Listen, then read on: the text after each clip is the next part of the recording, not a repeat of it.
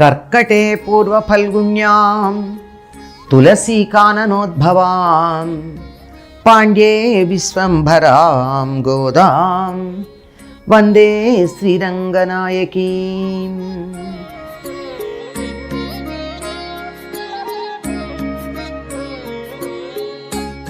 வையத்துவாள் வீர்கள் நாமும் நம்பாவை குச்செய்யுங்கிரி செய்கள் கேளீரோ பாஷ்கடலுள் பையத்து இன்ற பரமனடி பாடி நெய்யுண்ணோம் பாலுண்ணோம் நாட்காலே நீராடி மையிட்டெழுதோம் மலரிட்டு நாம் முடியோம் செய்யாதன செய்யாம் தீக்குழலை சென்றோதோம் ஐயுமும் பிச்சையுமாந்தனையுங்கை காட்டி ఉయ్యుమా ఎన్ని యుగండేలో రెంబావాయ్. అమ్మ రెండో రోజుకి వచ్చేప్పటికీ రండి అని పిలిచింది కదా. రెండు అని పిలిచిన తర్వాత అసలు వ్రతం అంటే ఏమిటి అర్థం, నోము అంటే అర్థం ఏమిటి? వ్రతం అంటే ఒక ప్రవర్తన నియమావళి అంటారు కదండి. ఇది నా వ్రతం అండి అంటాం.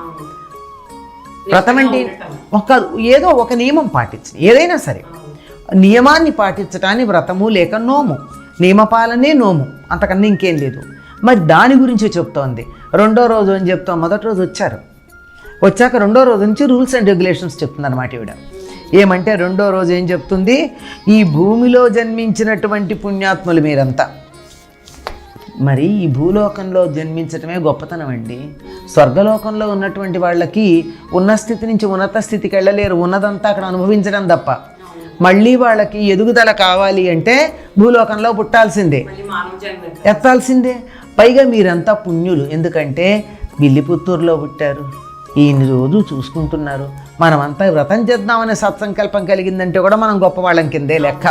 కనుక ఓ పుణ్యులారా రండి, మన నోము వివరాలు చెప్తానండి. నోము నోచుకుందాని రమ్మంది కదా. ఈ నోముల వివరాలు ఏమిటి?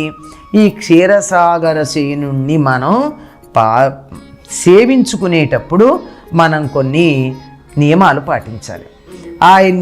ఆయన కీర్తి పాడి వేకువనే లేవాలి.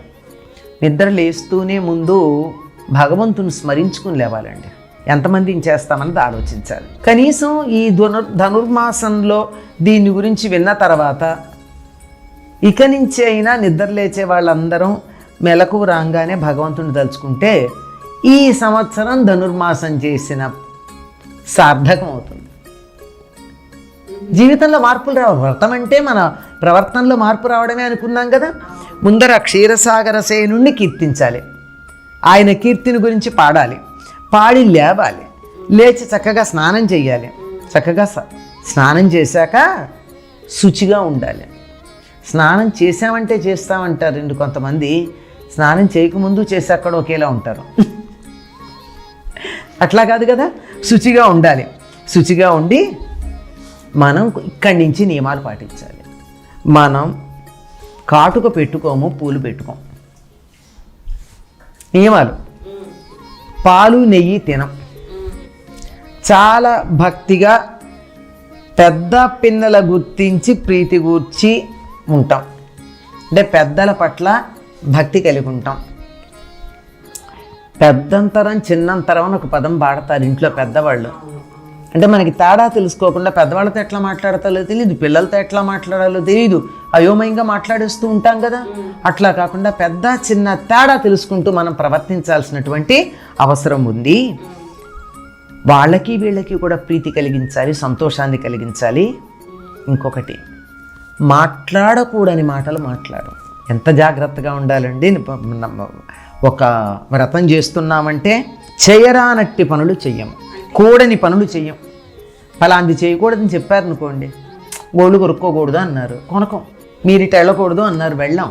ఇవన్నీ ఎప్పుడు ఇవాళ ప్రత్యేకంగా చెప్పక్కర్లా, పూర్వం నుంచి పెద్దలు చెప్పినవి. ఇంతకు ముందు ఎప్పుడన్నా పెద్దలు చెప్పిన దాన్ని ఏమన్నా మేము చూసి చూడనట్టు వదిలేసామో ఇక నుంచి చెయ్యం. పెద్దలు ఎట్లా చెప్తే అట్లా చేస్తాం.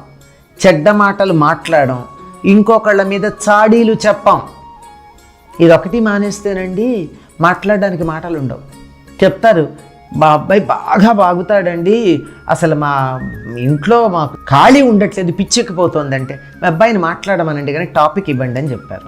ఏమిటంటే ఎదురుగా ఉన్న వాళ్ళ గురించిను తన గురించి మాత్రమే మాట్లాడాలి, లేని వాళ్ళ గురించి మాట్లాడొద్దని చెప్పండి. ఏముంది మాట్లాడడానికి? మీ గురించి మాట్లాడమంటే ఒకటి రెండు వాక్యాలు అయిపోయాక నేను ఇంకా మాట్లాడలేను, ఎందుకంటే అంత ఓపెన్గా చెప్పలేనుగా మీ ఎదురుగా, ఇంకో చోట చెప్తా. కానీ నా గురించి నేనేం చెప్పుకుంటాను, చాలే గొప్ప అనుకుంటారు మీరు నా గురించి నేను చెప్పుకుంటే. అంచేత దానికి దూరంగా ఉంటాం. అది ఒకటేనండి.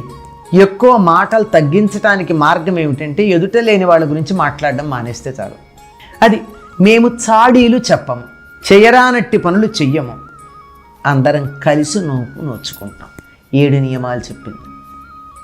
ఒకటి, తెల్లవారుదాము లేచి విష్ణుమూర్తిని తలుచుకుంటూ నిద్రలేస్తాం, శుచిగా ఉంటాం, కాటుక పెట్టుకోం, పూలు పెట్టుకోం, పాలు నెయ్యి తాగం, భక్తితో పెద్దలు చెప్పినట్టుగా వాళ్ళకి నచ్చేట్టు ఉంటాం, మాట్లాడకూడని మాటలు మాట్లాడడం, చెయ్యకూడని పనులు చెయ్యం. 7 నియమాలు. ఇంకోటి కూడా ఉంది, ఏమిటంటే అది ఉజ్జీవముతో వర్తిస్తాము. ఉజ్జీవం అంటే భగవత్ సంబంధమైనటువంటి జీవితం గడపడం. ఇది ప్రత్యేకంగా శ్రీ వైష్ణవ సంప్రదాయంలో ఉజ్జీవం అనే పదం వాడతారు. అంటే పెద్దలైనటువంటి ఆ మత సిద్ధాంతాలు చెప్పే పెద్దలు చెప్పిన మాటలు వినడం, వాళ్ళు వస్తే వాళ్ళని చూడడం, వాళ్ళని గౌరవించడం, ఇట్లాంటివి ఉన్నాయి, అవి చేస్తామని చెప్పడం అన్నమాట. ఈ నియమాలు పాటిస్తామన్నారు. ఇందులో కాటుక, పువ్వులు, తర్వాత పాలు నెయ్యి అని మేము వాడమని చెప్పినవి తప్ప మిగిలినవన్నీ ఏ వ్రతానికైనా బాగుంటే అసలు నిత్య జీవితంలో కూడా బాగానే ఉంటాయి కదండి. పెద్దవాళ్ళు చెప్పినట్టు ఉంటాము, పెద్దలు నడిచిన దారిలో నడుస్తాము, తర్వాత ఎవరి మీద చాడీలు చెప్పము, చెడ్డ పనులు చెయ్యము, చెడ్డ మాటలు మాట్లాడము అన్నది ఏ వ్రతానికైనా తప్పనిసరిగా పాటించాలి. నిత్య జీవితంలో కూడా ఇది పాటించినట్టయితే జీవితమే ఒక వ్రతం అయిపోతుంది కదా. ఇది పెద్ద కష్టమా అమ్మా? డబ్బు పెట్టి కొనాలా? శారీరక శ్రమ పడాలా? ఇతరుల గురించి నేను చెడ్డగా మాట్లాడను అన్నదానికి ఏం కష్టం? ఉన్నది ఉన్నట్టుగా మాట్లాడుకుంటాం. ఏదైనా చెడు ఉంటే అమ్మా నువ్వు చేసింది బాగుండలేదు, సర్దుకో అని ఆ వ్యక్తికి చెప్తాం, అంతే కదా. ఇంకోళ్ళ దగ్గర ఎందుకు చెప్పాలి? వాళ్ళ క్షేమం కోరుకుంటే, వాళ్ళు చేసేది మంచిది కాదనుకుంటే వారితో నేరుగా చెప్పాలి, కానీ ఇంకోళ్ళ దగ్గర చెప్పకూడదు కదా. ఇవి నిత్య జీవితంలో మనం పాటిస్తే ఎంత బాగుంటుంది. ఇక్కడ గోదాదేవి ఈ వ్రతానికి సంబంధించి చెప్పింది. ఏ వ్రతానికైనా వర్తించేది. ఈ వ్రతానికి ప్రత్యేకం ఏమిటంటే పూలు పెట్టుకోం, కాటుకు పెట్టుకోం, పాలు నెయ్యి తాగం. ఎందుకు అంటే బృందావనంలో ఉండే పువ్వులన్నీ కృష్ణుడికి, ఆయనకి పెట్టాక నిర్మాల్యంగా ఇస్తే పెట్టుకుంటాం తప్ప మేము అలంకరించుకోం. ఇప్పటికి కూడా తిరుపతిలో మనం పూలు పెట్టుకోం కదమ్మా, పెట్టుకోం కదా. అలాగే సరే పాలు నెయ్యి కూడా అయింది, వాడు వ్రతం తర్వాత చెప్తారు, ఎప్పుడో నువ్వు మాకు దర్శనం ఇచ్చాక మేము పరమాన్నం తింటామని, అప్పటిదాకా తినమని. అయితే మరి కాటికి పెట్టుకోకపోవడం ఏమిటి? అలంకారం చేసుకోము. అసలే నల్లని వాడు కదమ్మా, ఈ నల్లని కాటికి పెట్టుకుంటే ఏం కనపడతాడు? కాటుకు చిన్న పొరలాగా ఉంటుంది. స్వామిని చూడడానికి ఈ పొర కూడా అడ్డు ఎందుకు? సాధారణంగా గుడికి వెళ్తే దేవుణ్ణి చూడాలంటే ఏం చేస్తామమ్మా? కళ్ళజోడు తీసి చూస్తాం. అలాగే కళ్ళజోడు తీసి చూడడంతో పాటు హారతి కళ్ళకు అద్దుకోవాలంటే కళ్ళజోడు తీస్తాం. జోడు గనక తీస్తున్నాం, కాటుక తీయలేంగా, అందుకని కాటుక పెట్టుకోకుండా ఉంటే అయిపోయాయి. మేము కాటుక పెట్టుకోకుండా ఉంటాము అన్న నియమం. ఈ నియమాలు పాటిస్తూ వాళ్ళు చక్కగా ఈ వ్రతం చేశారు. ఆ గోదాదేవి అంటే ఉన్నటువంటి అభిమానం కొద్దీ, ఆవిడంటే ఉన్న గౌరవం కొద్దీ ఈ గోపికలుగా భావించబడినటువంటి విల్లిపుత్తూరులో గోదాదేవి చెరులందరూ అంగీకరించినట్టే ఉన్నారు. ఎక్కడ కూడా వాళ్ళ మాటలు కానీ రోజంతా ఏం చేసిందన్న కానీ వివరాలు ఉండవు. ఈవిడ పొద్దున చేసేది అంటే ఇవాళ పొద్దున ఒక పాసురం చెప్పి ఒక విషయం చెప్తే రోజంతా దాని గురించి ధ్యానం చేసి దాన్ని సిద్ధి పొంది వచ్చే రోజు ఇంకోటి చెప్తున్నది అని అర్థం చేసుకోవాలి మనం.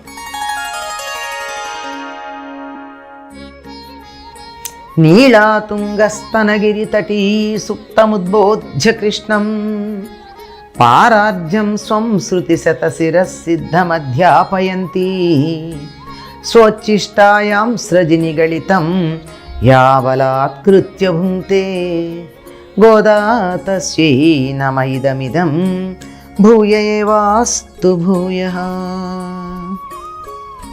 మాతా చేత్ తులసీ పితా యది తవ శ్రీ విష్ణు చిత్తో మహాన్ భ్రాతా చేద్యతి శేఖర ప్రియతమ శ్రీరంగధామా యది జ్ఞాతారస్తనయాస్తదుక్తి సరసస్తన్యేన సంబద్ధితా గోదాదేవి కథం త్వమన్యమనిశం సాధారణా శ్రీరసి. వేణీబంధ సుగంధోరుగంధబంధురమాలినే విష్ణుచిత్తతనూజాయై గోదాయై నిత్యమంగళం.